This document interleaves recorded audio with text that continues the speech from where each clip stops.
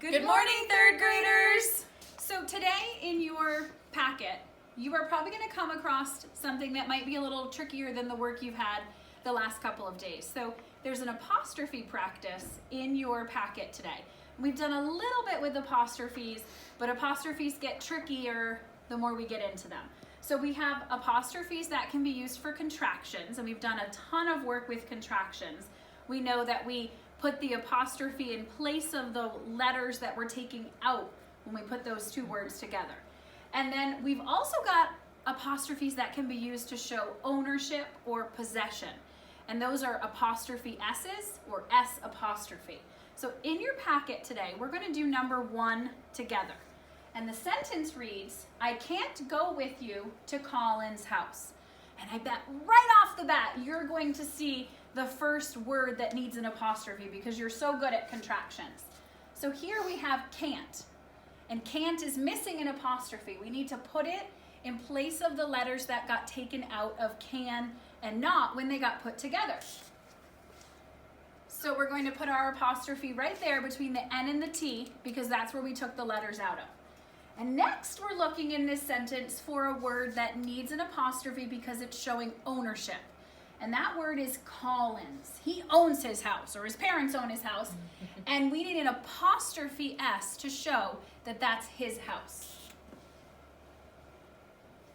All right, now they're going to get a little trickier. And this is where even some parents or adults get kind of messed up on apostrophes. They can get tough. They're tricky, that's for sure. You might want to pull out your cheat sheet for this one. You'll find it in the back of your yellow resources folder. Mrs. McBetty and I made this for you for some helpful hints on our apostrophes. So let's take a look at this next sentence. The boys' cars should be put away because they're done with them. So we need 2 apostrophes in this sentence. One to show possession or ownership, and one because we've got a contraction. So let's look at this first word, boys, here.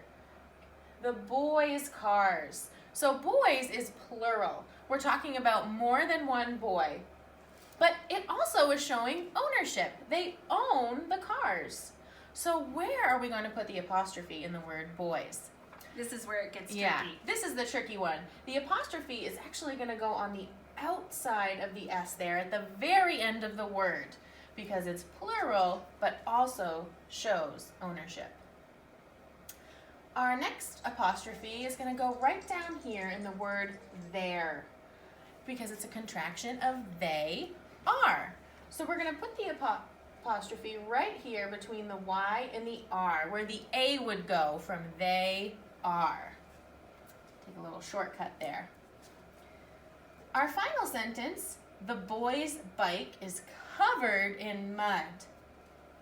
Let's look at this word boys again. Now, it does end in an S, but we're not talking about more than one boy. We're talking about one boy who owns this bike. So our apostrophe is going to go right here in between the Y and the S to show that the boy owns the bike that's covered in mud. Yes, which is probably happening this time of the year. Yes, it is. So that's kind of a quick overview of apostrophes. Again, if you need any more help with that, you can email us. Your parents can talk to us when we call them, or you can talk to us on the phone. We'll you walk can you check through out your it. cheat sheet. Yes, we can definitely help if you need it. All right, good luck. Yeah. Bye-bye.